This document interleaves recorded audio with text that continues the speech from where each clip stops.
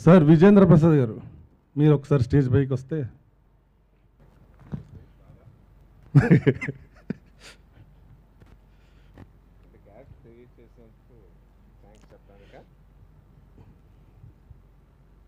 Hello sir. ఏంటి? లేదు sir, ఊరికే సుమ గారు మాట్లాడతామన్నారు. నేను ఎప్పుడు పిలిచాను బాబు? బెయిల్కి ఏదో కావాలన్నారు కదా రాజు గారికి. ఆయన్ని బెయిల్కి పిలిచారా? ఆ. లేదు, అక్కడ బెయిల్ పూరి పెట్టారు, తినడానికి పిలిచాను నేను. అదా, లేదు, ఓకే, లేదు, ఓకే. లేదు. ప్రస్తుతం చాలా డిప్రెషన్ మూడ్లో ఉన్నాను సుమ. ఏమైంది సార్? చాలా బాధగా ఉన్నా. నేను సొల్యూషన్ కూడా లేదు, అది కూడా తెలిసిపోతుంది.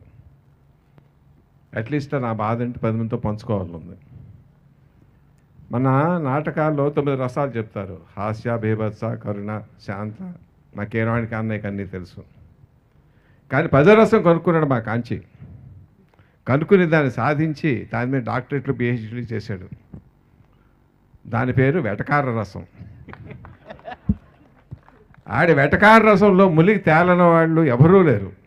చిన్న కాదు, పెద్ద కాదు, ముసలి కాదు, మొదక లేదు, గురువు లేదు, శిష్యుడు లేదు, అందరూ ఫ్యామిలీ మెంబర్స్ మాకు చాలా ఎక్కువసారి. ఏ కథ చెప్పినా, ఏ సీన్ చెప్పినా మహా మోసేస్తాడు. వాడిని తిరిగి మోసే అవకాశం ఎప్పుడు వస్తుందో చూస్తున్నాను. ఇప్పుడు ఈ సినిమా వస్తుంది, మొయ్యాలా అక్కర్లేదా? సినిమా మొయ్యాలంటే తప్పులు ఉండాలి. దాంట్లో తప్పులుంటే సినిమా సరిగ్గా ఆడదు కదా. కాబట్టి కోరుకోలేను. సినిమా హిట్ అవ్వాలి, మోసే అవకాశం లేదు. సో ఏ రకంగా చూసినా ఇక్కడ కూడా ఆడి చేతిలో ఓడిపోయి చాలా డిప్రెషన్లో ఉన్నారు. సో కాబట్టి అందరిలా పడికట్టు మాటలు నేను మాట్లాడికి తప్పటం లేదు. ఇంకోసారి ఓడిపోతున్న చేతిలోను. సినిమా చాలా పెద్ద హిట్ అవ్వాలని కోరుకుంటున్నాను. Thank you.